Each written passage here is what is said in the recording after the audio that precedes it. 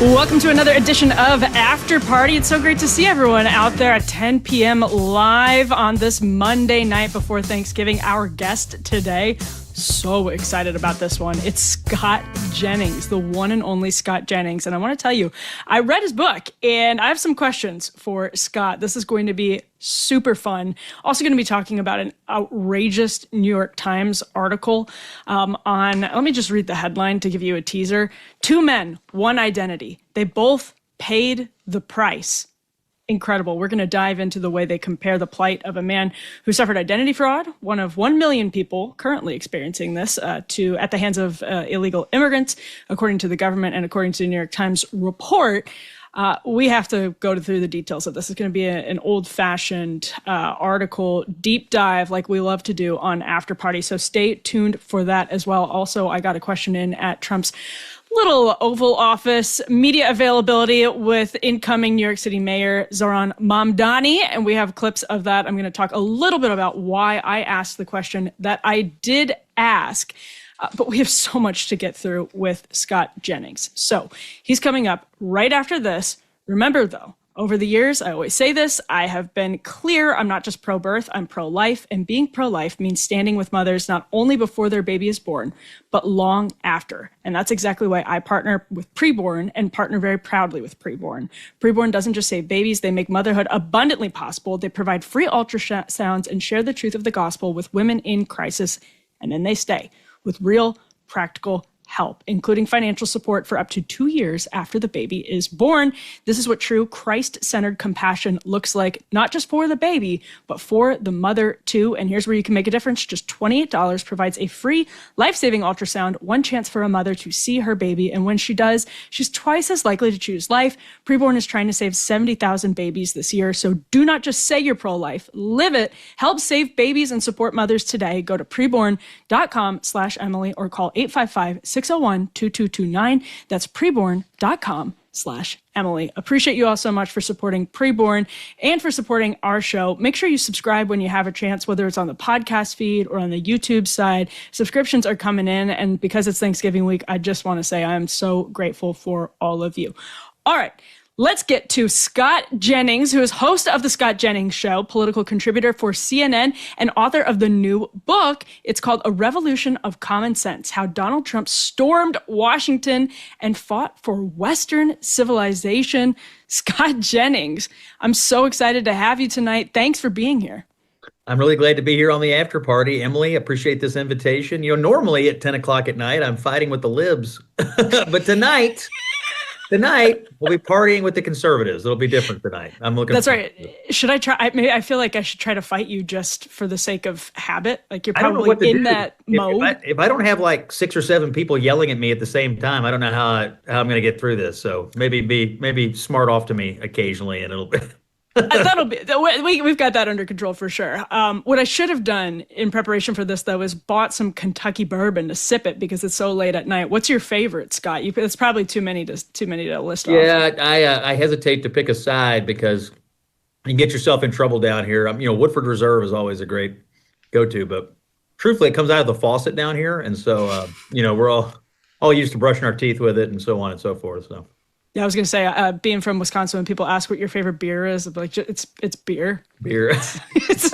Or cheese. Like, I don't know what you mean. This isn't France. It's Milwaukee. All right, Scott, your new book is called A Revolution of Common Sense. Once again, how Donald Trump stormed Washington and fought for Western civilization.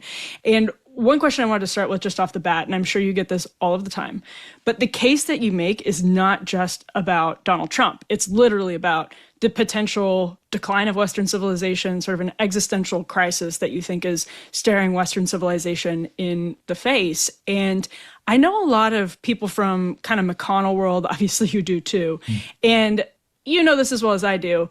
Some of them, it's sort of, they'll publicly talk, I love Donald Trump, MAGA. And then privately, maybe you're having some Kentucky bourbon with them and they're like, that guy is a freaking moron. But that's not you. That's not you. So I wanted to ask if you could tell us a little bit about how you came to really see Trump as, you use this word in the book, a bulwark for Western civilization. Well, first of all, the title of the book, A Revolution of Common Sense, How He Fought for Western Civilization, The common sense part came from his inaugural address. I was sitting at the CNN set. He said, "We're going to have a revolution of common sense." I thought, that is the perfect way to describe what's going on here. And then as I was writing the book and I was exploring the issues and I was really thinking about what's at stake, I kind of realized we're just not fighting about day-to-day politics anymore. We're not just fighting about this bill or that regulation. There's something larger going on. You have our fiscal situation, you have our cultural situation, you have this mass migration crisis that afflicted most Western countries. Europe has largely been overrun. We had an invasion, I think, of 20 million people. And so, Hmm. all these things are kind of coming together. And I talked to Elon Musk about this for the book. And it really could lead to the downfall of the West. And then you look inside of our country and you look at what's going on our college campuses. I mean, these are not people who are there to uphold Western civilization in some cases. They're there to tear it down. You look at some of the candidates the Democrats are running. I think Mamdani is a good example of this. These people here do not believe in America. They don't believe in the American founding. They think the American founding and the roots of Western civilization are inherently rotten at the core and therefore must be ripped out, root and branch. So the case I make is that we have to stop thinking small and we have to stop thinking short term and we have to start thinking about whether our children and our grandchildren are going to inherit a world that is overrun by ideologies that are really the enemies of human liberty and human freedom. And Donald Trump, I don't know whether he knew he was signing up for this or not, but he's our leader. And so, is there a politician alive I agree with 100% of the time? No, but I'll tell you this, I have come to appreciate Donald Trump's willingness to fight, not just for the sake of it, but for the sake of winning and winning on things that are absolutely germane to the future of the West, whether that is political issues, cultural issues, foreign affairs issues. This man's fighting the fight on all fronts, and he deserves a good, solid defense of it in this book and on television every single night. And you've been around politics for a long time. When do you think the stakes started to feel like this was really about common sense versus, what's the opposite of common sense? Uncommon Nope. nonsense. And I There it say is. that in the book. That's what we're up against. Uncommon nonsense. You look at the opposition, the liberal movement, the progressive radicals, and they take frequently the position that's held by 5, 10, 15% of the country, and they try to ram it down your throat as though you just have to accept it. And, during the Biden years, Biden sort of ran as a moderate, but he outsourced his policies and his administration to the radicals. And he put a wet blanket over this country on cultural issues like the transgender ideology, on the DEI stuff. This is what they did to the country. And Trump shows up and says, we're not doing that anymore. I'm just going to say what everyone else is already thinking, that this is uncommon nonsense. He takes the wet blanket off the government, but then tangentially, it gives a permission structure for, say, corporations and even some universities to remove this ridiculous ideological crusades from their ecosystems as well. So he came along at the exact right time. I was talking to Scott Bessent, the Treasury Secretary for this book, and he used the phrase on the brink to describe to me how they found the country when they took over. And honestly, I don't think he just meant financially. I think he meant culturally and in a lot of areas. We were on the brink of something very terrible, and Trump is kind of rescuing us from this right now, although it can all go away. You elect the wrong people in the next elections, and the pendulum can swing back, and it would be terrible for us and terrible for the West. Well, can anyone be that bulwark against existential crisis potentially other than Donald Trump? Because it strikes me reading the book, one of the things that I think made you and many normal Americans and normal conservatives, normies, people in the suburbs of Louisville or in rural areas of Wisconsin, wherever it is, one of the reasons they like Donald Trump is that he is unlike a career politician and in ways that are very well suited to this era. I mean, one line that jumped out at me from the book was from your prologue, which people should read because in and of itself, it's super interesting. You write, quote, "The influence of X on our public discourse is vast, more than people realize." And I want to get into that because it's about your career, but it's also, for the context of this question, about the president himself. So is there anybody who can step into those shoes and be the leader of the common sense revolution? Everyone thought it was kind of Glenn Youngkin and then maybe Winsome Sears could do it, but we don't really have an heir apparent, I think, to Trumpism on the right. Maybe you disagree, Scott. What do you think? I interviewed him for my radio show after I had finished the book, and I said, who is the most likely person to carry on your coalition? Who can hold the coalition together? Because it's a broad coalition. There's a lot of different kind of people in it. And he answered me for about 5 minutes, but he never said a single name. I think Incredible. like, he was, we had miles and miles of crowds. He was, I can hear him saying it now. And by the way, he's exactly right. You cannot replicate this. However, it can be carried forward. And if it's going to be J.D. Vance and Marco Rubio, which I think would be a fine ticket for 2028, what they have to do is not try to replicate Trump because you can't, and not try to imitate Trump because you can't. But what you have to do is you have to find the issues and you have to find the fighting spirit that attracted people to Trump in the first place. I'll tell you what I learned writing the book. I've worked for George W. Bush in the White House. I've spent time with Donald Trump in the White House. I've been around other presidential campaigns. When you're a Republican running or being the president, you face an onslaught of institutions that are trying to overwhelm you. An entrenched federal bureaucracy that's trying to stop all your policies, Democrats who want to, who hate you and want to destroy you, media that hates you and wants to destroy you. And in the case of Trump, a federal judiciary that is increasingly stridently trying to supplant the executive branch as the supreme authority in the country. All these things, I actually think, collude and work together to try to overwhelm any Republican who runs for president or gets elected president. And this time around, Donald Trump said, I am not going to let them overwhelm me. I am going to overwhelm them. That's the story of this book. How much Donald Trump did in the first 100 days to overwhelm the forces that would normally try to overwhelm any Republican president. And so carrying forward the coalition, you can't replicate Trump. He is unique. It's the greatest comeback since Napoleon. But you can take these lessons from him, the fight, and not let the forces that are destined to overwhelm you get the better of you. And I think he's shown us how to do that. And so it'll be up to Vance and Rubio or whatever we do in 28 to follow through on that and to stay with it. Even if they have different ideas slightly on an issue, even if they come up with new platform things, it's really the spirit and the tactics of not allowing yourself to be sucked under by what official Washington can do to a Republican. When did you, again, this is what's so interesting to me is I know Andrew Sullivan, for example, wrote a blog post on last Friday on a Substack about how he said, I get it, but I don't have Trump derangement syndrome because I am totally I'm conscious of what people call Trump derangement syndrome.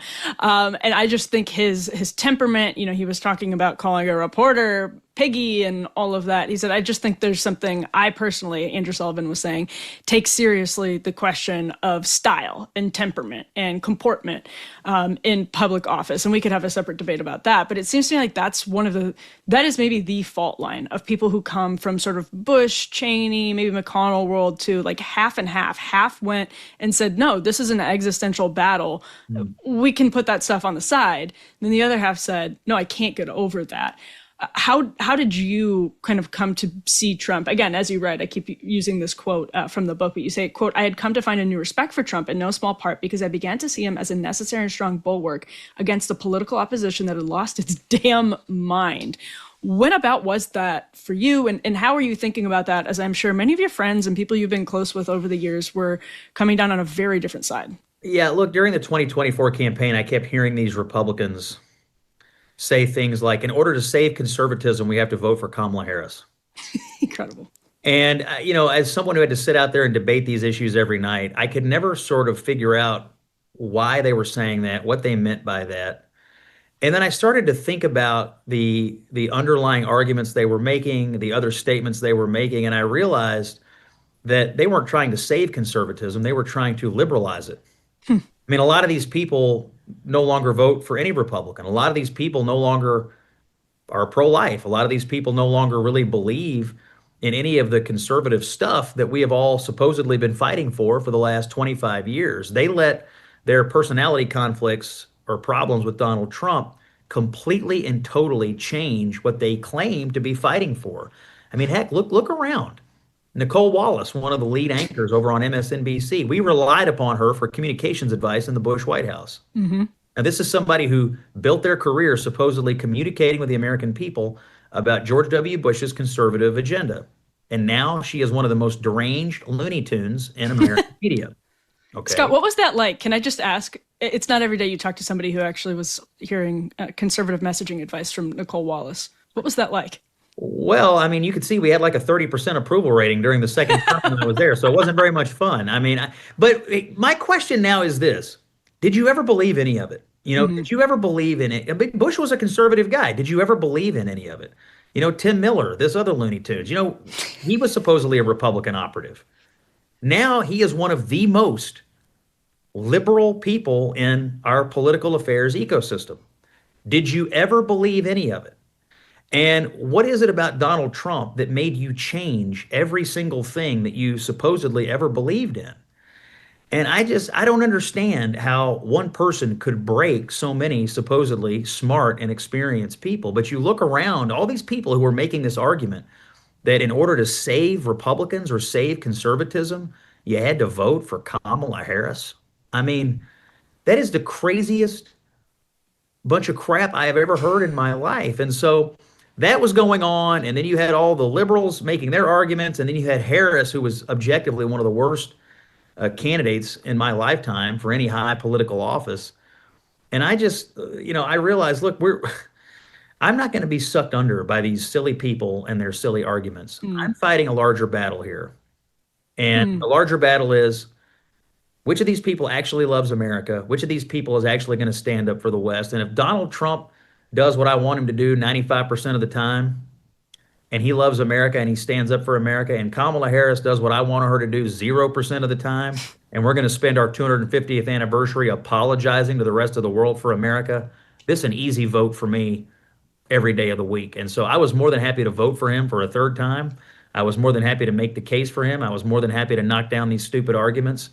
And to this day, I still do not understand people who claim to be Republicans running around having voted for Democrats in each of the last 3 elections, having advocated for Democrats to win the Senate, having advocated for Democrats to win the House, having advocated for pro-abortion policies, having advocated for every liberal social crusade, and then have to look me in the eye and say, you're hurting conservatism by supporting Donald Trump. F all the way off. That's what I say. Tim Miller catching some strays here from Scott Jennings. I want to play this. I mean, honestly, just the worst. I don't know if I've ever been around anybody who was less good at their job, but more condescending. Like his talent to condescension ratio is so far off. It's ridiculous. It's too bad you guys are on different networks, because I have a feeling that would be electric every night after night. That'd be a good one. Scott, I want to play, speaking of these panels and Abby Phillip, who show that you're on all of the time, you deal with all of the time, and seem to have a very polite, friendly relationship with. We can get into that. But a clip caught my eye that was going viral just the other day. And this is Brianna Lyman of The Federalist on a panel talking about Zohran Mamdani. And I'm just going to tee up this clip saying, I want to use this as an illustration of something I think you probably deal with a lot. I'm curious if one of the things that happens in this conversation is one of the challenges you face most. So let's go ahead and roll this clip. Zohran Mamdani's principles are fundamentally hostile to the founding principles. His idea that we should confiscate property. John Locke, the founders, they were very clear that property rights underpin the founding. He's never said anything about confiscation. He said he wants to take luxury condos. Two debates that have interviewed him half a dozen times. Then you would know that he said that. There's no confiscation. Then you would know that he said that. He said means of property. Can I just say, this was of course on his website. To be taken if they're not in use. This is a perfect example. The MAGA media ecosystem has made Zohran seem like this extreme jihadist. And listen, some of his ideas. The legislation he supports in the council will force. So that was literally on, I said his website, but that was on Zohran Mamdani's X account. He put that policy out publicly in 2020 on his X account. And so, Scott, I wanted to ask one of the biggest challenges there. I mean, you had Abby jumping in to fact check a claim that Brianna made. She's my former colleague at The Federalist. She made a correct claim. She got fact checked on air by the anchor, by another panelist, shouted down, and they were incorrect. And so one of the things I have to imagine must be maddening for you is just the media silos that people who think they're in the right actually are in themselves, where they don't even come across this information that maybe challenges a narrative. Yeah, it's interesting. I saw that clip, and Brianna was good to hang in there. And I should just zoom out and say, I actually think it's good what CNN is doing. It's the only debating show on television. The 10 o'clock show is the only debating show. I'm actually surprised more stations don't do it, because everywhere I go, I hear one of two things. I love you and I love the debates. I hate you, but I love the debates. Everybody loves the debates. Everybody wants the debates. And so I think CNN, we thought of doing this during the campaign last year. They put it on the air. It was supposed to be a short-term project, but everybody loved it so much, we've left it on the air. So it's good. Conservatives, I think I sort of, I feel like I've made CNN safe again for conservatives to come on and argue and to watch. And now Brianna, and we have others. We have Shermichael. We have, we have a sort of a little rotating cast that comes on now, and I think they're all doing a really good job. This happens a lot, and what I have found and this is a general comment in this debating ecosystem, is that a lot of people on the left sort of marinate in this blue sky, blue anon ecosystem all day long. They marinate in it, and they rarely hear the things that their own candidates say. And they're often surprised that when you go on television and you say, well, here's a direct quote from the person that you're advocating for, it is surprising to them. And it may actually be the first time they've ever heard it, because the media algorithm or the digital ecosystem in which they marinate all day long hides this information from them. Mm-hmm. Or they're lying. And I actually don't think most of them are lying. I think in many cases what happens is they just have never seen it. And oftentimes I find that conservatives are actually the best informed about what's going on, like 360. I know everything Donald Trump has said, good, bad, middle. I know everything the Democrat has said, good, bad, middle. I know everything the media has said about both of them. I tend to bring all that preparation to the table. What I find on the left is that they marinate in this little blue anon ecosystem, and so they only know what that shows them, and what that shows them is often charitably an incomplete picture. In the case of Mamdani, of course he has advocated for seizing the means of production. Of course he has advocated for socialist policies. I mean, my gosh, the guy wins an election and he starts quoting Eugene Debs, who was the most prominent Marxist of his day, who ran for president as a socialist 5 times. We're not really hiding the ball here. We're a socialist. If you're Mamdani, you're a socialist, and you're not really hiding that. And so to hear that little twerp Mockler and the others like try to shout down Brianna, I mean, look, she was right. They were wrong. It happens all the time. And the best thing to do is, I often find the best thing to do is let the internet sort it out. They almost always sort it out correctly. Okay, that's hilarious, because one of my questions was just how frustrating it must be to so often have, and I think you're right, conservatives tend to come to these tables better informed, because if you're on the right, you cannot merely rely on an NBC News report or even a CNN report or the New York Times. You have to kind of read everything and compare, and you're just more used to that. Yes. And so I feel like it has to be maddening to constantly get talked down to. That has to be, you're used to it. It sounds like you're very used to it, Scott, but that has to be enormously frustrating. I'm used to it. I will tell you, my experience tells me that conservatives almost always come to that table more prepared. We've read everything. We've seen everything. We've researched everything. And oftentimes a lot of people from the left show up and they're capable of doing, their 1 to 3 bullets, or they're capable of making the sort of whatever the top. By the way, the other thing I've learned in this format is the left is very authoritarian. We always use the phrase, the talking points have gone out. That is a real thing.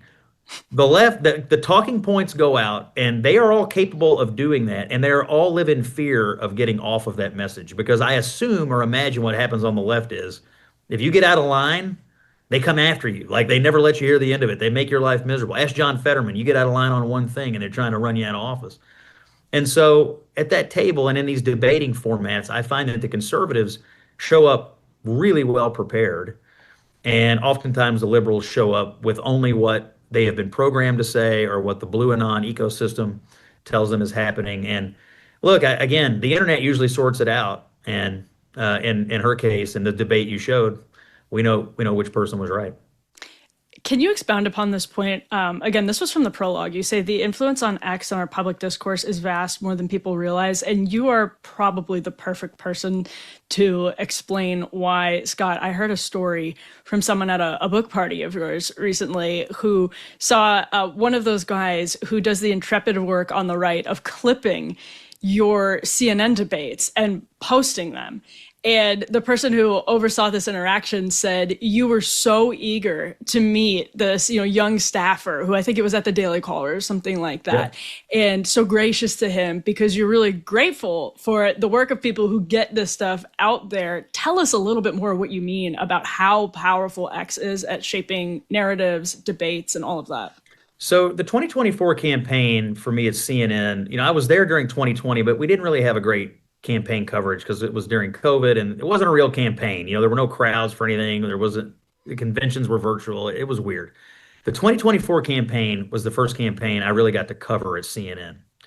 And I learned almost immediately how powerful the X platform was because we were doing things on the air, whether it was at a debate or at the conventions or on this debating show or what have you. And almost immediately, people were clipping these moments and circulating them. And so within minutes, these little exchanges we were having on the air were going viral. Hear what Van Jones and Scott Jennings just argued about, or hear David Axelrod and Scott Jennings go at it, or whatever. And these things were going viral almost instantly, and they were having a real impact on affecting how people were discussing the discourse and the direction of the campaign. And I started to notice there was like this little cadre of guys who were like really good at clipping the stuff in a hurry. And they were really good at picking out the best 90 seconds or like a really good little exchange and moving it in a hurry. And it was just having a really outsized impact on how people were interpreting the events of the day.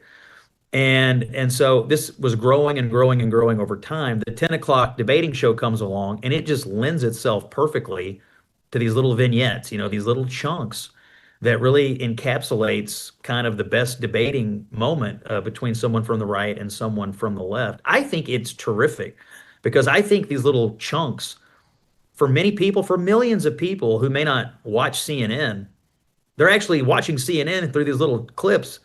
They may never turn it on their television, or they may never consume a long-form political show, but they may see a couple of minutes of one of our debates. I think it's terrific. I think it's terrific for our brand that, we're the ones producing these moments. But I can tell you this, those little clips, those little things that circulate, they have a huge impact on how people are viewing what's going on right now in our politics. It helps people inform their thinking. And I just, when I'm out and about in the world, people walk up to me all the time and say, I really don't have time to watch the news, but I watch your clips. And it helps me understand what's happening.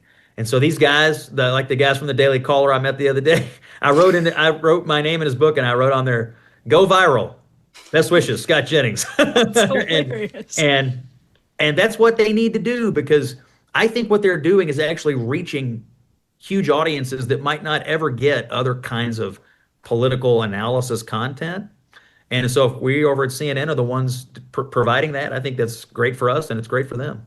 Well, and I think you resonate in particular because when there is that kind of condescension, people actually on the right feel like they're you, like Je suis Scott Jennings. They feel as though they're being talked down to by somebody in this kind of air-conditioned coastal fancy Tony studio. And they see themselves in your position and they see you as somebody who's basically like at the barbecue, just being like, what the hell are you talking about, dude? Like, I just think that's why it works for you. It's not just that the clips are being put out there by the caller. It's that the caller and those guys are picking up on these moments you have where you don't accept the framing, you don't accept the premise. And I feel like that's what was happening for so long is the right was accepting the premise. Yep, I'm America's favorite pundit for a reason. I'm the press secretary for the people, Emily. I'm just telling you. When I go out there, I'm thinking about a couple of things. A, I need to be well prepared. I've got to be the best prepared person because I'm going to have 5 people coming at me. Number 2, I need to think about what is the best possible argument that a conservative or a Republican could make on any particular topic on any given day. Sometimes that argument's already being made by, say, Donald Trump. Sometimes it's not. But I need to be able to articulate that in a very efficient way. I'm going to get 6 or 7 seconds before the screaming starts. So I have got to be like efficient and fast. Number 3, what is the other side going to do? And what's the easiest way for me to knock down these bowling pins? So I spend a lot of time during the day thinking about the vectors that I'm expecting them to approach from and how I'm going to shoot it down. The whole thing, though, comes down to preparation and trying to get an understanding of what I need to do offensively, what I'm going to have to do defensively. And a lot of it, honestly, just comes from thinking about how does the average person from middle America, how's this going to hit them? Right. How are they absorbing the news? And there's plenty of pundits on TV that live in Washington and New York. There's plenty of pundits that, live in the Acela corridor. Not too many pundits on TV from Kentucky, Middle America, Wisconsin. There's just not too many of us. And I think the way news hits us is different. I think the way our social circles absorb things is different. And I think that there's just, frankly, not enough of that kind of attitude on television. And as much as I am the conservative pundit on TV, I'm sort of the representative of middle America on TV. And I'm often the only person out there who can tell you how red America is absorbing something. There's plenty of people from blue America, and there's plenty of Republicans who are liberals who can tell you all about it. But there's just not too many middle America conservative people that get a seat. I think this is where CNN is succeeding. We're one of the few networks that's putting actual middle America conservatives on television. I think it's a good thing. Yeah, before we go to a break, actually, that was one of the questions I wanted to pose is, there was this famous moment when Jon Stewart shut down Tucker Carlson. I think it was Paul Begala on Crossfire in 2000. And it's one of Jon Stewart's most beloved, iconic moments. And people look at him as somebody who sort of swooped in like the media Superman to save the day from these theatrical debates that were killing the country, as he put it. But actually what we lost when Crossfire went away, and it wasn't recaptured when Crossfire really came back, was having the normalcy of just constant two different sides hashing it out in public. Theatricality is totally fine. Yelling is totally fine. It gets out of hand. You step in and maybe tame things, temper things. But having those passions run high in a news studio, I mean, there's really nothing wrong with that, Scott. Am I wrong? Totally right. This country was founded on political debates. The country's political institutions run on debate. We debate, we argue, sometimes it gets heated, then we vote, whether that's in a legislative body or in an election. And then we do it all over again on the next issue or the next election. But the foundation of it all is speech and debate. And I think what's happening is, I think people on the right relish debate. I think people on the left are growing increasingly illiberal. They don't want debates. They don't even want conservatives to be allowed to speak. One of the top comments I get on social media: why does CNN allow Scott Jennings to talk? It's not, hey, I hate it when we lose debates to Scott Jennings. It's, why is he allowed to speak? Right. That's not a good frame of mind for the liberal movement to be in. Now, CNN, I think, is smart to sort of ignore this point of view, and the debates are good. But I think you'll find on the left that if you're a Republican, so-called, or a conservative, so-called, and you're willing to go on and crap on your own team and tell everybody why your own team and your own ideology is terrible, that's fine. They'll be fine with that.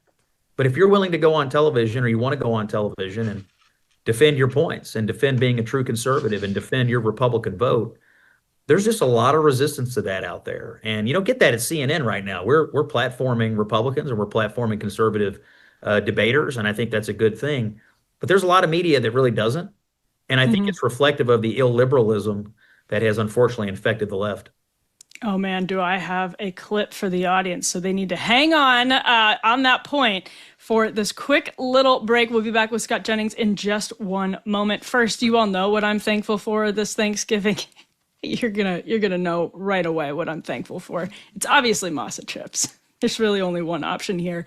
But we all love Thanksgiving and the holidays because it kind of gives you a chance to go back to the basics and eat real food together as a family. And today's sponsor, Masa, is part of the real food movement. So important. Masa chips contain just 3 ingredients: organic corn, sea salt, and 100% grass-fed beef tallow, which is delicious. With Masa, you'll feel satisfied, light, and energetic with no crash, bloat, or gross, sluggish feeling afterwards. You definitely don't want that after holiday snacking. Personally, my favorite flavor of Masa is lime. I love the spicy flavor. So that's the habanero. I love the churro flavor for dessert. But if you love Masa, then you'll also love Vandy Crisps. because speaking for myself, I also really love Vandy crisps. Vandy, Masa's sister company, makes the most delicious 3-ingredient potato chips I've ever tasted.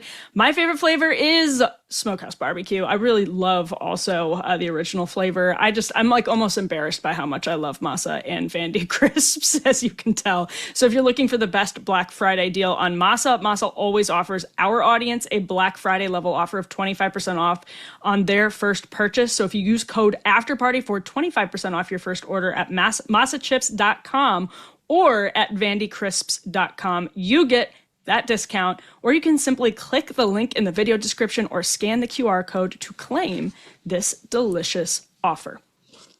All right, we are back with Scott Jennings, host of The Scott Jennings Show, political contributor for CNN, and author of A Revolution of Common Sense, How Donald Trump Stormed Washington and Fought for Western Civilization. As I promised before the break, Scott was talking about how he thinks the left is slouching towards or maybe careening towards illiberalism and would rather shut a lot of conservatives up than actually debate them. And on that note, I wanted to play this clip. This is from November 18th. This is Scott with Franklin Leonard and Joshua Doss talking about race relations. Let's go ahead and roll this one, S2. Scott, you keep saying, well, he didn't do anything. There's no indication of criminality. If that's true, he should be elated that we're putting these things out. If that's true, it is true. Can you name any evidence? I would like to see the evidence. What I'm saying is... You think after 10 years of public life, This is about you Jeffrey wouldn't know it Epstein, by the way. already? For No, this. I don't. That's exactly the point. Oh, my goodness. Scott, This is an IQ test. Don't fail it. Come on, man. Scott, that's 10 years Donald Trump has been in public life. embarrassing. Come on. Just real quick, I just want to bring it back to something that just happened. I feel like I just heard Scott call into question this black man's intelligence with the IQ test.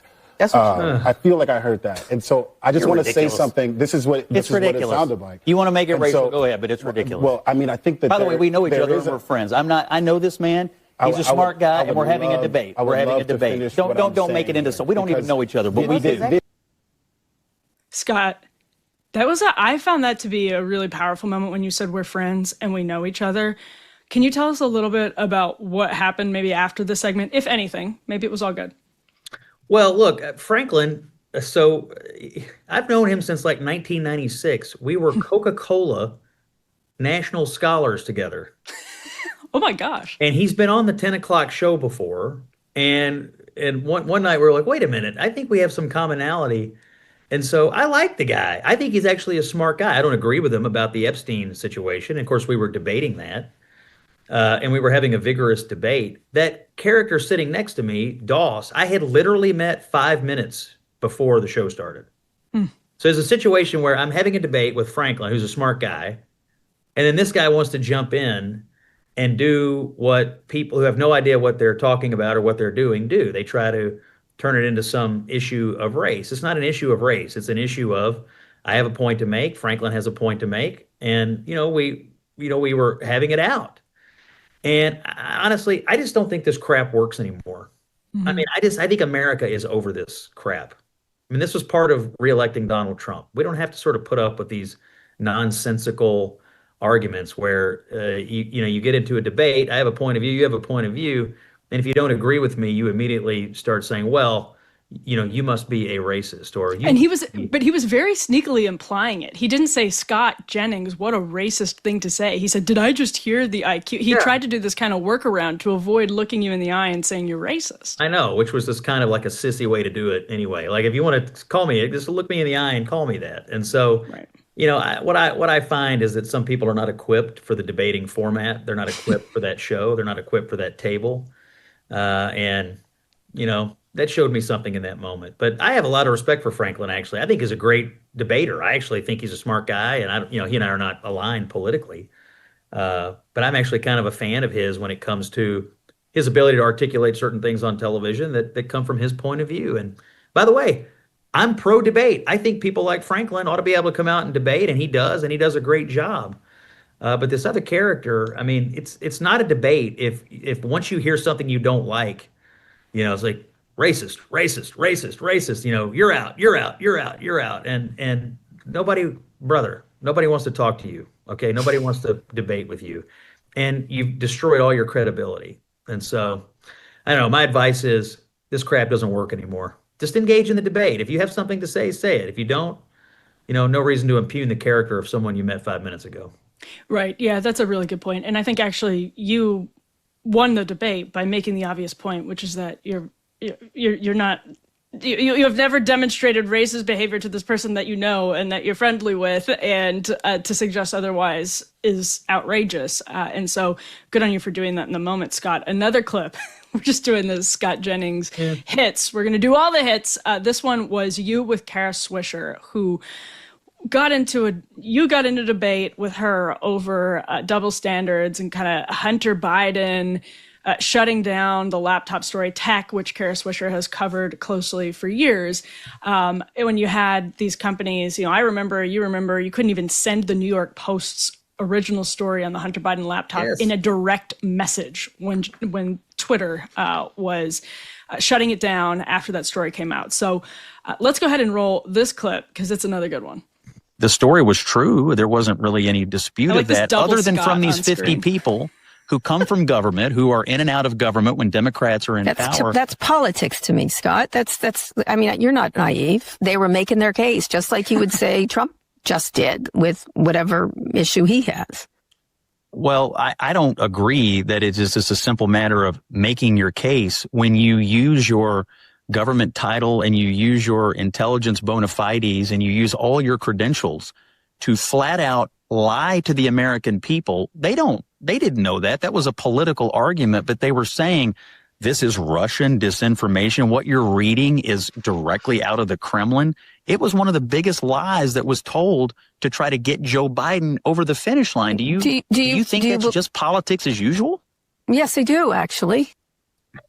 Incredible, because Scott, she also then compared that to Brendan Carr and the Jimmy Kimmel dust-up, which it's worth noting happened after all of this and is widely considered on the right to be a response to lawfare, illiberalism, and censorship to show the left, I'm not even defending it, I'm just explaining the argument, to show the left what happens when you start going down that slippery slope. And she seems fundamentally to not even understand that those politics provoked these responses actually from Trump in the first place. Well, I mean, the Kimmel comparison is ridiculous because the issue that was going on with Jimmy Kimmel was that he was also lying. I mean, what I have found with the left is that they get really mad when someone points out they're lying and tries to do something about it. And in the case of Kimmel, he lied to his audience and essentially argued to them that the shooter of Charlie Kirk was from MAGA, was a Republican. Mm-hmm. Completely false. And so, again, as with Kimmel, as with the 50 intelligence people in the case of the Hunter Biden laptop, what you had is people on the left trying to create a narrative to create a false reality. And here's the thing, they're really good at it. It is an article of faith on the left and among the Democratic Party that Russia stole the 2016 election. If you went to a Democrat dinner tonight and argued otherwise, you'd be thrown out on your rear end. And so in the wake of the Kirk killing, they tried to create the narrative to program their people that Kirk was killed by a Republican or a MAGA supporter. That's what Jimmy Kimmel was doing. He was participating in the perpetuation of the blue anon talking points that this guy was MAGA. In the case of the Hunter Biden laptop, they tried to create a narrative in October of 2020 that somehow Russia had created this laptop and it was all just a big Russian hoax. And by the way, my guess is a high percentage of people on the left still believe that. And so they're very good at creating these narratives, and they get very pissy when someone on the right points out that this is nothing but lies, that this is nothing but narrative building. And so, look, and to me, it's not politics as usual.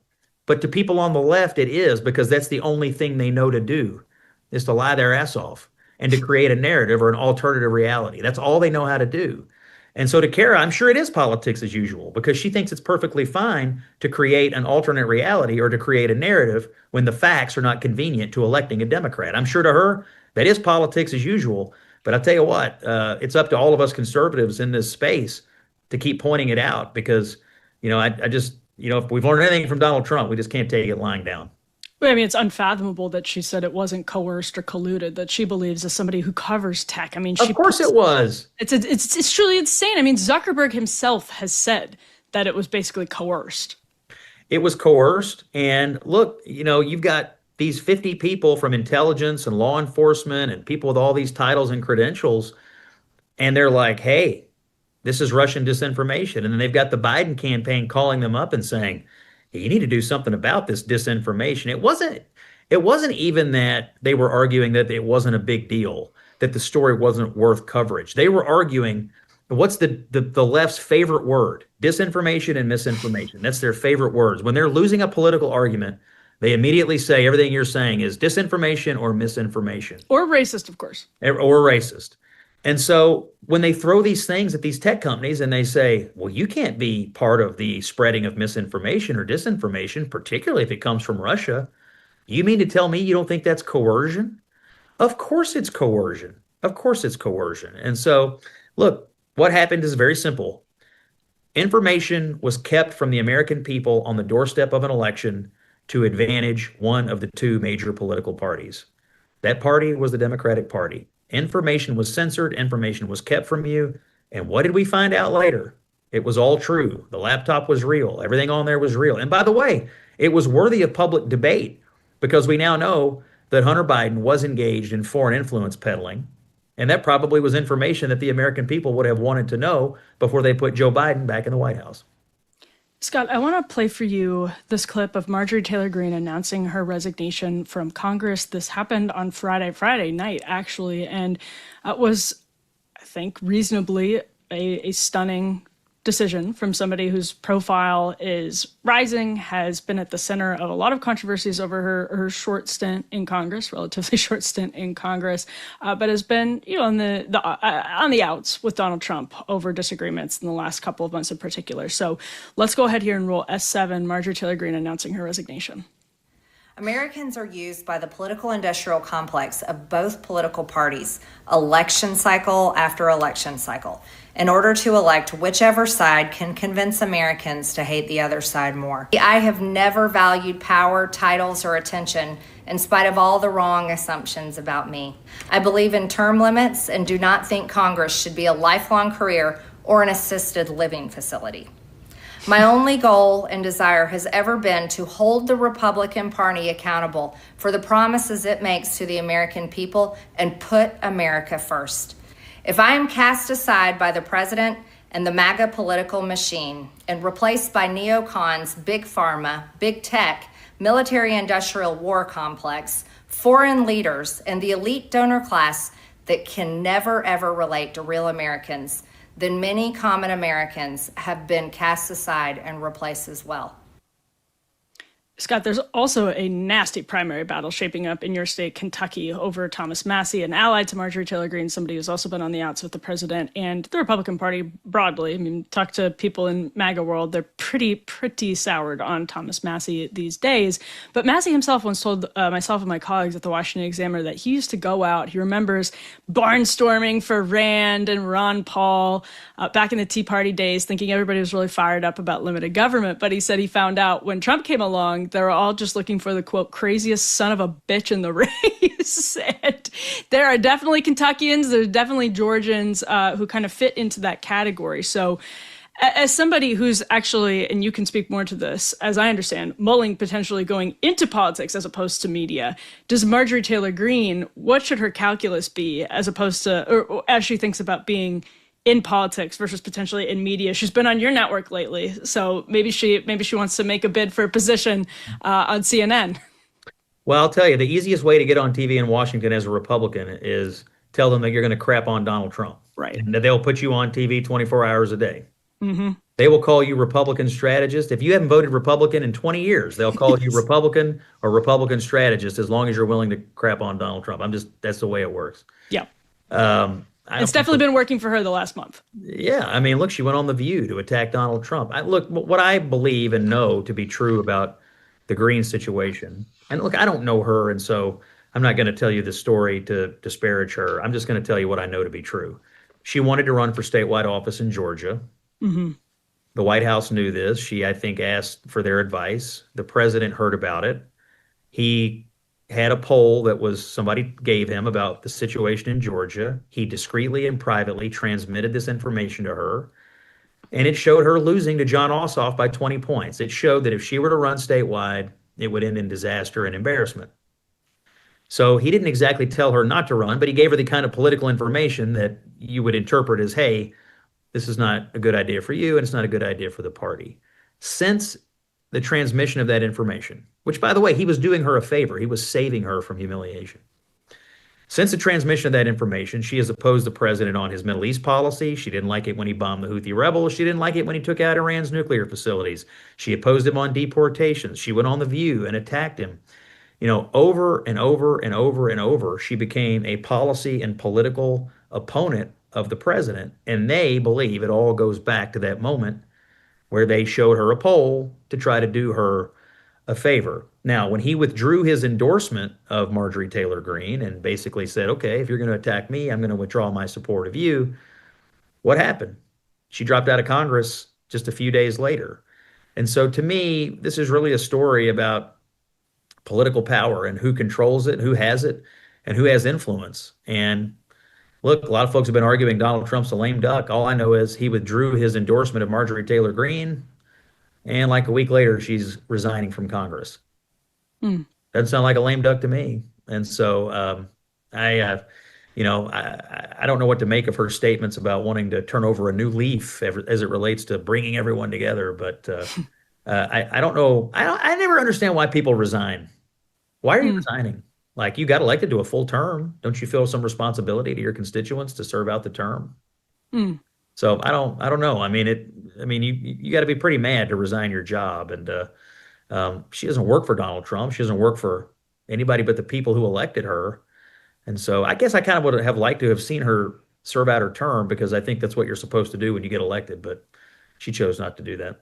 I would have liked to see that for a lot of reasons. And Scott, just to a little bit of that point she's making about the political establishment. I mean, she comes into Congress and gets sort of surrounded by the same swamp that in your book you really criticize as come to terms with and talk about having come to terms with over the course of your career. So how do you assess what that looks like in 2025, heading into year 2 of the second Trump administration? Are some of her frustrations here about the political establishment still justified, still a sort of Sisyphean uphill battle?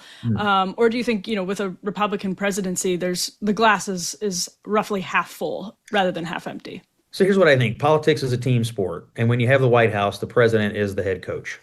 And you're not always going to get your way. I mean, I think with Marjorie Taylor Greene and some of the other isolationists in the party, I think some of their problems with Donald Trump stem from his foreign policy views. I think the president has shown extreme moral clarity on his views on foreign policy. That's my personal view.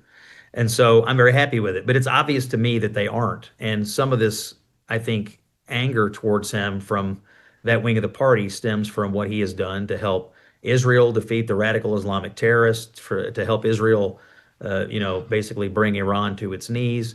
They don't think we should be engaged in any of this. The president, of course, disagrees, and he thinks it's good to help our ally, and he thinks it's good to defeat these radical Islamic terrorists who constantly chant death to America. I tend to think the president is right about that. He's been right about it his whole life. He has never wavered on it. He has shown extreme moral clarity on it.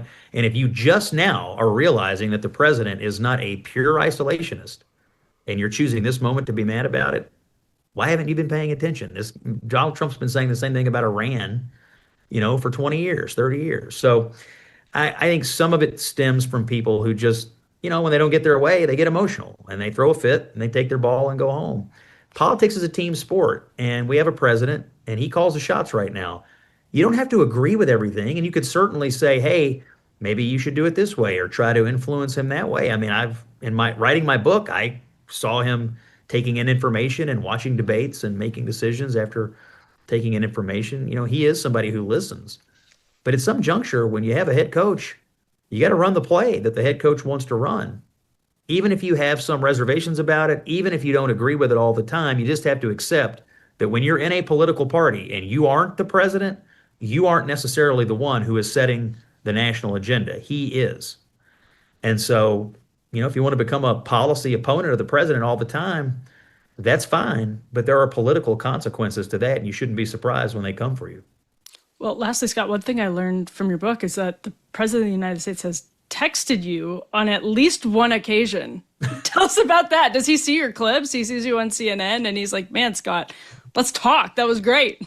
I can tell you he has seen the clips. He has seen the shows, and we have had some text about it and have had some conversation about it. You know, I think in his heart, he's a television producer. Yes. And he might be the best one in America. And you know, he has an eye for what's going on TV. And look, my observation of him is that he is more in touch with the pop culture and news zeitgeist of America than 99% of everybody else involved in politics. Yeah. In a world that demands, you know, a high level of communications acumen, this is a good political skill to have. This is a good trait to have. And so, yes, I can tell you that we had some back and forth and some communication about his views on some of the things he saw on TV and some of the people he sees on TV.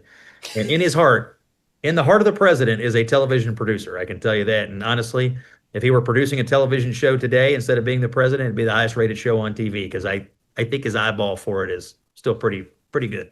His last season of Celebrity Apprentice was top of the Celebrity Apprentice game, Scott. So I think you're right about that. Scott Jennings is, of course, host of the Scott Jennings Show. He's a political contributor for CNN and author of the new book with little pearls tucked throughout its pages like that last one. It's called A Revolution of Common Sense: How Donald Trump Stormed Washington and Fought for Western Civilization.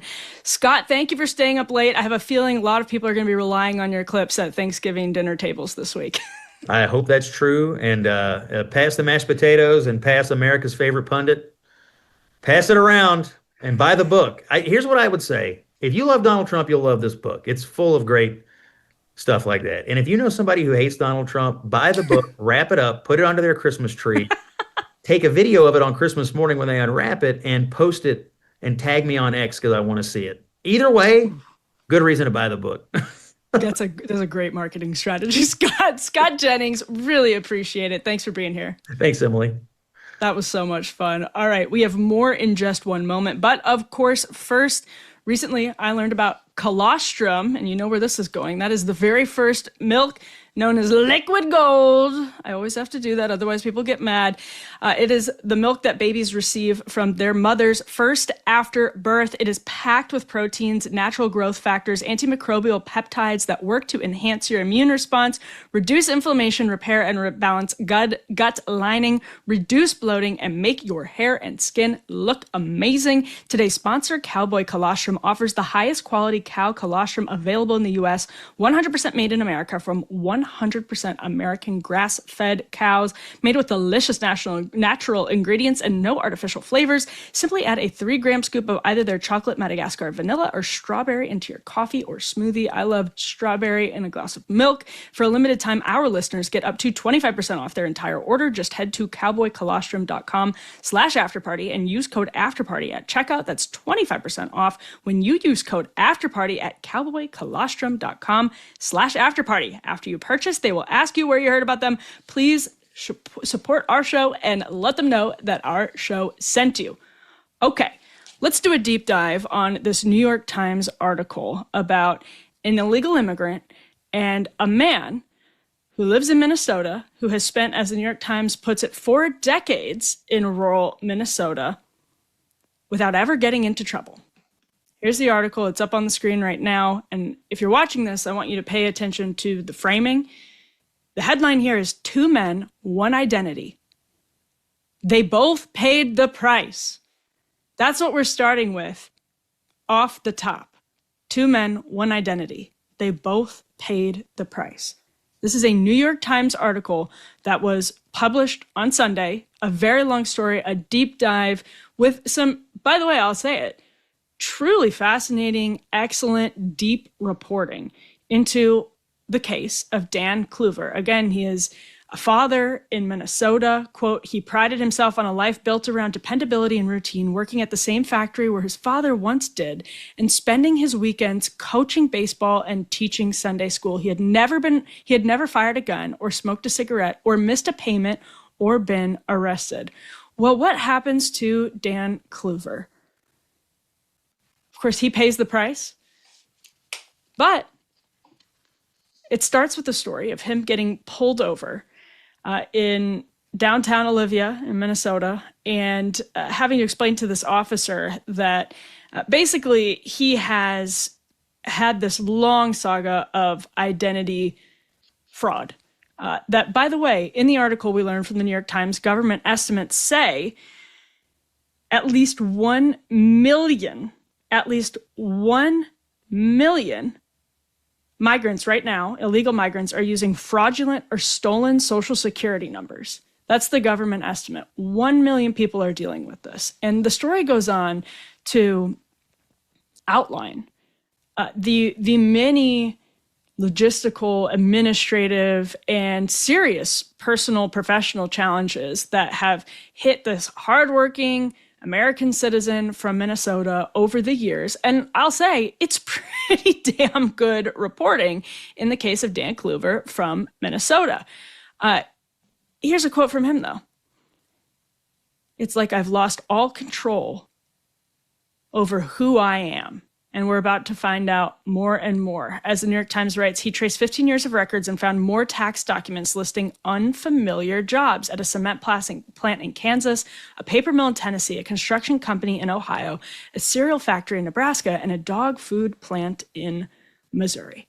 Then we learn here about the other Dan Kluver, who, quote, had earned more than his own salary at a local sugar beet factory, which pushed the total income under his Social Security number into a higher tax bracket as the debt started to mount. Twice he'd contacted law enforcement and filed an identity theft report. I'm sorry, this is the same Dan Kluver. The way that the story shifted there was confusing. But again, this is still the guy from Minnesota who had twice contacted law enforcement, filed an identity theft report with the feds, waited for relief while the IRS was docking his annual tax returns, garnishing paychecks, and he's paying thousands of dollars to fight this. Then a few months before he got married back in 2012, his wife decided to pay off the balance, quote, emptying her savings and sending in a check for $6,000. The relief lasted until the next tax season when a new bill arrived, this one for $22,000. And again, we've still got some good reporting happening here with the Minnesota Dan Kluver. Now, let's go to the other Dan Kluver, Romeo Perez Bravo, who's 42 years old. He's a Guatemalan immigrant who, quote, had spent most of his adult life working under borrowed identities. So as the New York Times writes, by the start of 2025, he was preparing for another graveyard shift in St. Joseph, Missouri, lacing his work boots in the darkness of his drafty rental while his wife and 5 children slept. He packed their school lunches for the next day, drove to their dog food factory, and gathered with his coworkers to say their nightly prayer. Then he swiped his badge to begin another 12-hour shift as Daniel Kluver, sinking it deeper into an identity that wasn't really his own. You know what we go on to learn about this man, Romeo Perez Bravo, known professionally as Daniel Kluver? We learn that this man had been deported since he first entered the country so this was 2005, 2008, and 2009. He has been deported 3 times. 3 times. He is, and this is important, an economic migrant. The story says it right off the bat. He came to the United States from Guatemala to make money. Here it is, to help earn money for his family, traveling alone to join his father in Marshall, Minnesota. He hiked out of the Guatemalan highlands, rode atop a freight train for 3 weeks across Mexico, nearly drowned in the Rio Grande, and took a Greyhound to Middle America, where life somehow felt harder. 3 deportations. We learn in the story this man had multiple DUIs, multiple children who are now U.S. citizens. He was listed, Dan Kluver himself was listed in a wrongful death lawsuit. Why? Because Romeo Perez Bravo, was in a car crash where his car malfunctioned and a man was killed. An elderly man was killed. He was riding a trike with his 9-year-old granddaughter. We then go to find out he was sheltered by a church. Dan Kluver, not Dan Kluver, Romeo Perez Bravo, was sheltered by a church. That's what this article That's what this article tells us. And this article is not a scathing indictment of Perez Bravo's predation on a hardworking American citizen, nor the system that enabled Perez Bravo to, for years, be deported 3 times and be one of apparently 1 million illegal migrants who are using fraudulent or stolen Social Security numbers, while American citizens have to have their paychecks garnished, spend thousands of dollars to fight something that they did nothing wrong. Nothing wrong. Talk about the process being the punishment. They did nothing wrong to deserve this. And the New York Times has the audacity to phrase this as just a fair and balanced human interest story. There is no balance in this story. Perez Bravo was not fleeing violence. He wasn't a legitimate asylum seeker. He was one of many people who broke the law on multiple occasions, had DUIs, putting American citizens in danger, and then gets treatment from the New York Times, gets to stay in the country for years and years until Trump comes along, and gets treatment from the New York Times where the headline says 2 men, 1 identity, they both paid the price. As though him getting potentially deported now after 15 years of stealing this man's identity is just paying the price. Paying the price. No, one person really paid the price in this situation, and it's the real Dan Kluver. And this is what people have been begging the, quote, mainstream media to cover for years, because people knew this was happening. When you have, right now in 2025, some 1 million people dealing with these identity theft cases from illegal migrants, people knew because it was happening to them. And the corporate press was paying very little attention to it. And I went and pulled these numbers. This is from ICE. Towards the end, this was the summer of 2024.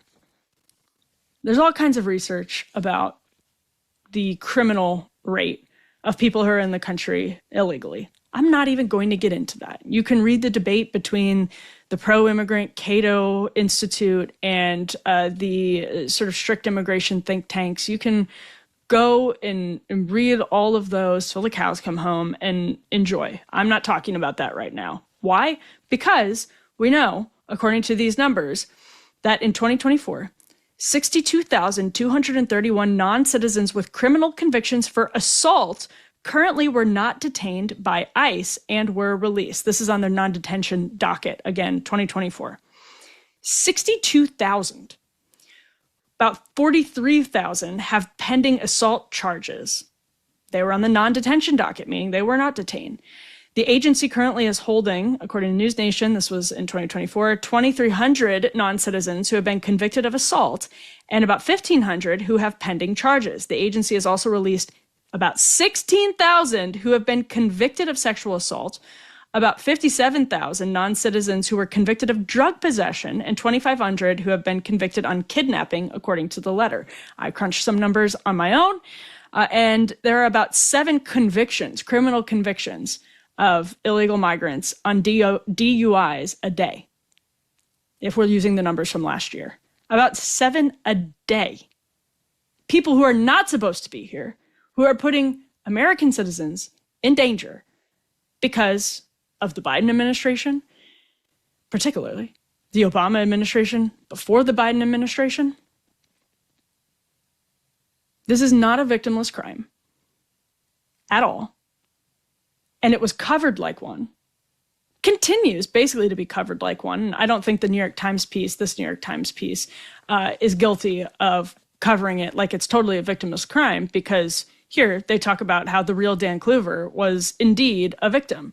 But even in doing that, they fill out, this genuinely interesting and dimensional story about Perez Bravo. I don't in any way whatsoever fault them for including the details of this man's life, which are interesting and reflective of how many people who are here illegally have built these lives where children could potentially go without a parent at a moment's notice because the parents knew they were always living in precarity and decided to have children that would always be at risk of losing their parent because the politics of a country shift and people in the country decide, no, we're not going to let people with 3 freaking illegal entries, multiple DUI convictions, stay in our country. Sorry, we're not doing that anymore. We're not doing that anymore. So in that sense, even when they're trying to create this semblance of balance, it's still wildly imbalanced. These are the circumstances that I argue that I would argue the article completely downplays. This story should have been done 30 times a year by every corporate media outlet. There should have been one of these stories every single week in every news outlet for the last however many years. And it should have been a whole lot tougher on the system and on the people who have plenty of agency themselves and are economic migrants again. We're not talking about Cuban refugees in many of these cases who fled Castro or fled the current government and, got that sort of mythical romantic 1 foot on Florida soil and were rescued from communism and became model American citizens. We're talking about a man who broke our law multiple times, is now in a wrongful death lawsuit over the death of somebody, entered the country illegally 3 times, and has a string of DUIs. Now, what is a church doing sheltering someone? It's described as a, quote, immigrant church. You're sheltering somebody who is, at the time you're sheltering him, making the life of an American citizen a living hell, forcing him to pay money that should be going to his children, maybe to his own church, to his own community, to the government, because someone is illegally preying on him. Laws are important. Laws are important. They mean something, and you certainly don't just get to break the law because you have a sob story, which in this case, I don't even know that you can describe this as a sob story because this is a man who entered the country illegally 3 times, committed multiple driving infractions, serious driving infractions, and was preying on an American citizen via identity theft for years and years and years. Not a sob story.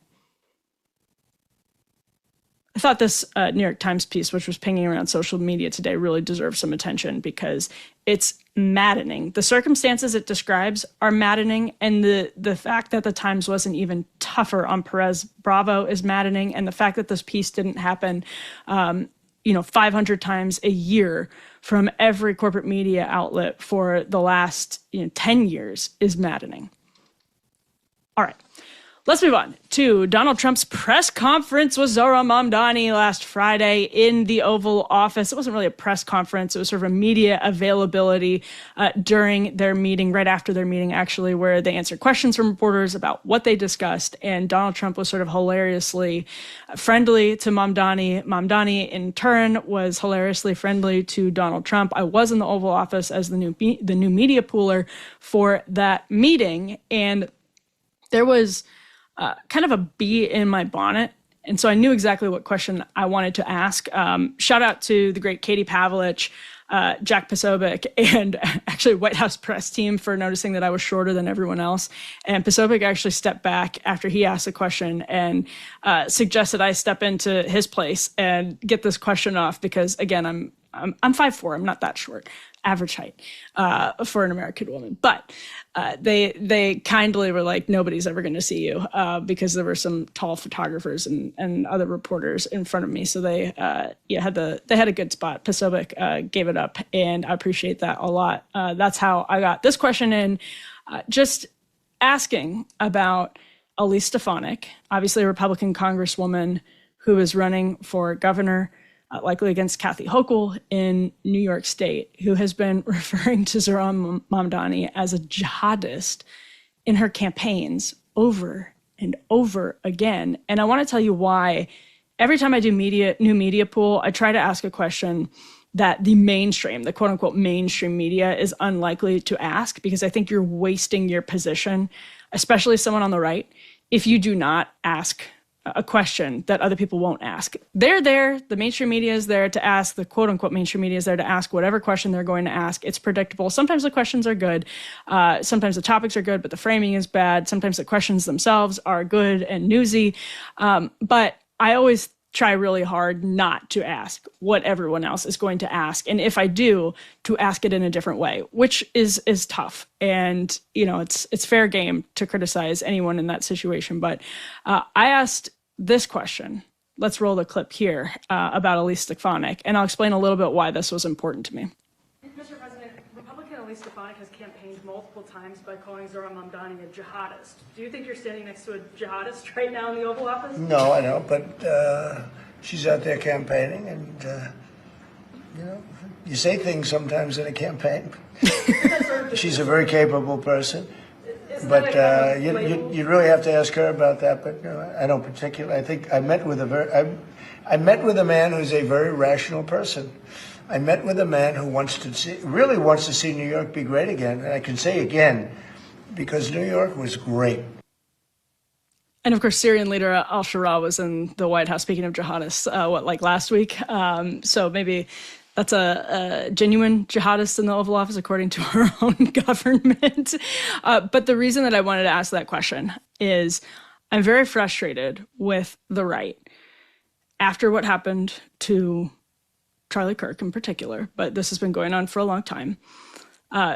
Charlie Kirk put this into stark relief. That man was smeared and is continuously smeared as a racist on an inflated definition of the charge related to racism, which is that he believed in ideas that were, this is the allegation, it is of course not true, that were predicated on his belief there was some type of racial hierarchy, or that Black Americans are genetically inferior, racially inferior to white Americans or Asian Americans, and Hispanics are genetically inferior. That's the argument about to connect Charlie Kirk to racism, right? He said things were different for Black families during Jim Crow on, I think it was Jubilee, and Megan did a video debunking all of the smears against Charlie Kirk that have popped up over and over again. And what you find over and over again is Charlie was actually making these broad arguments that you could hear from Thomas Sowell, Jason Riley, and other Black conservatives that have nothing to do with a fundamental belief in racial hierarchies or white supremacy. It's not like that at all. And so the reason I wanted to ask that question is because Elise Stefanik, who I do not know, and I do not live in New York State, but has repeatedly been calling Zohran Mamdani a jihadist, a genuine jihadist. And this actually strikes me as a tactic the right should be above. And I'll have, I'm sure, very good faith disagreements with people on the right who disagree with me on this. And I already have, actually. But this definition inflation is one of the reasons. I do genuinely think it's one of the reasons that people are in danger right now. And I do not think the right should be participating in political fear mongering based on definition inflation. I'm telling you, we've watched what's happened over the last 10 plus years. When definition inflation happens, this bigotry in America is stigmatized for a very good reason. Too many people have fought, shed blood, sacrificed reputation, sacrificed lives to mitigate bigotry in the United States of America. That has taken too much effort over too long to start messing around with these definitions for scoring cheap political points. It is not okay, and I'm not okay with the right doing it for a couple of reasons. First of all, as I just explained, but I think really importantly, if it's not accurate, I don't care if you're a politician or a college professor or a journalist. If it's not accurate, it's not helpful.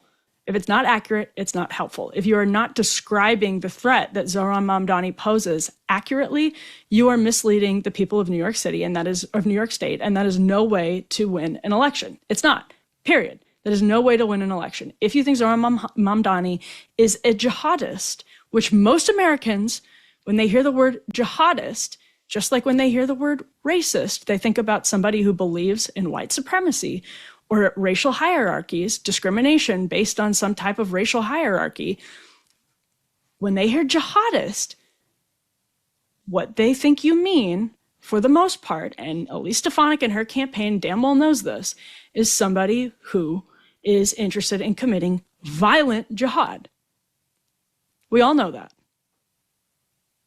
So, if you don't actually think Zohran Mamdani is a violent threat himself, then don't call him a jihadist. If you believe that Zohran Mamdani might, for example, stop surveillance programs that you think keep the city-state safer, the state safer even, if you think he is too friendly with radical clerics in New York City, like the imam who was a character witness for the blind sheik, if that's what you think, say that you worry he could foment a potential violent situation in New York City, say that you believe he's too friendly to jihadists, say there are a million different ways to describe what you're trying to say, but do not take the cheap and lazy shortcut that the left relied on for a decade plus in order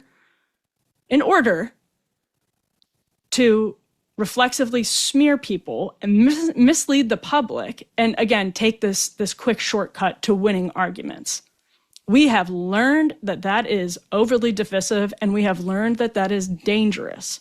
It is dangerous. There are ways to describe people who you think are radical and serious threats to the country, which is a perfectly fine and, in fact, the correct conservative perspective on Zohran Mamdani. There are ways to describe it that do not defy logic, take cheap shortcuts, make people put people in increased danger, ramp up our tensions, and again, mislead people. There are ways to do that. You don't have to rely on these silly shortcuts. So that's actually one of the reasons that I wanted to get that question in. First of all, I think it was a newsy question, but it's been bothering me for a while, and I know I've talked about it before on different. Probably everywhere, because it's just been really, really bugging me. And so in the Oval Office, it just occurred to me, seeing Donald Trump stand next to Zohran Mamdani, say he appreciates that some of his voters voted for Zohran Mamdani, that some of Zohran Mamdani's ideas are his own.